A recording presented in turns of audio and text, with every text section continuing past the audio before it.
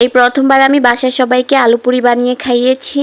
তো পুরিগুলো একটু বড় বড় করে বানিয়েছিলাম, তার জন্য খুব তাড়াতাড়ি বানানো হয়ে গিয়েছে। হ্যালো এভরিওয়ান, আসসালামু আলাইকুম, welcome to my another new blog video. আশা করছি যে যেখান থেকে ভিডিওটা দেখছেন সবাই আলহামদুলিল্লাহ খুব ভালো আছেন।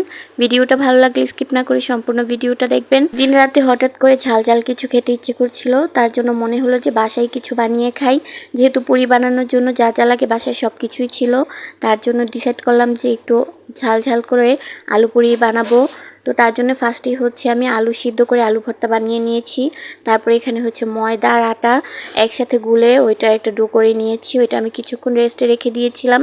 তারপর হচ্ছে আমি এক এক করে সবগুলো এই পুরি বানিয়েছি। ফার্স্টেই আমি গোল গোল রুটি করে বানিয়েছি, তারপরে এর ভিতরে ঝাল করে বানানো আলু ভর্তা দিয়েছি, তারপরে এটাকে মুড়িয়ে আবার বেলেছি।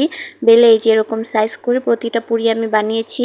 আমি একটু বড় সাইজ করেই বানিয়েছি, আপনারা চাইলে ছোট ছোট সাইজ করে বানিয়েও খেতে পারেন। বড় সাইজ করে বানানোর কারণে আমার পুরিগুলো বানানো খুব তাড়াতাড়ি শেষ হয়ে গিয়েছে।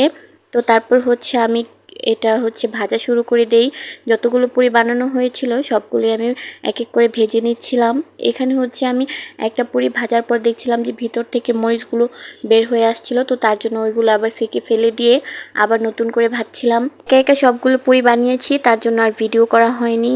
এখন যখন ভাজছিলাম তখন এক হাতে ভিডিও করছিলাম, আরেক হাত দিয়ে পুরিগুলো ভাজছিলাম। তো একটু ভিডিওটা একটু সবাই কষ্ট করে দেখে নেবেন। যারা ভিডিও করে তারা হয়তো খুব ভালো করেই জানে যে এক হাতে ভিডিও করা, কাজ করা অনেক কষ্টের। তো তারপরেও কিন্তু আমি আপনাদের সাথে শেয়ার করার জন্যে ভিডিওটা করেছি।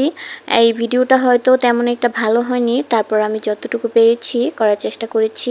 এদিকে হচ্ছে আমি যে পুরিগুলো বানিয়ে রেখেছিলাম একটু সময় লেগেছে ভাজতে, তো তার জন্য লাস্টে 3টা পুরি লেগে গিয়েছিল একটা আরেকটার সাথে।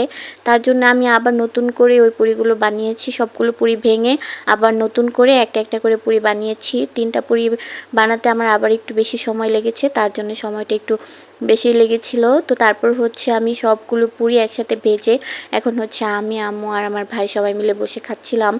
তো এখানে হচ্ছে পুরিগুলো বানানোর সাইজ একটু বড় বড় হয়েছে। আর একটা ভুল হয়েছে, সেটা হচ্ছে এই পুরিগুলো আমি টিস্যু পেপারে রাখিনি, তার জন্য তেলগুলো গায়ের সাথে লেগেই ছিল। তো আমার নেক্সট টাইম যখন আমি পুরি বানাবো তখন এই জিনিসগুলো আমি খেয়াল করে বানাবো যেন এরকম কোনো ভুল না হয়। তো খেতে কিন্তু ভালোই হয়েছিল, মোটামুটি প্রথমবারের তুলনায় খারাপ হয়নি। এখানে হচ্ছে প্রায় 15 থেকে 20টার মতো পুরি আমি বানিয়েছি। তো সবাই মিলে হচ্ছে এই পুরিগুলো খাচ্ছিলাম বসে বসে। এটাই ছিল ওই দিনের রাতের ডিনার।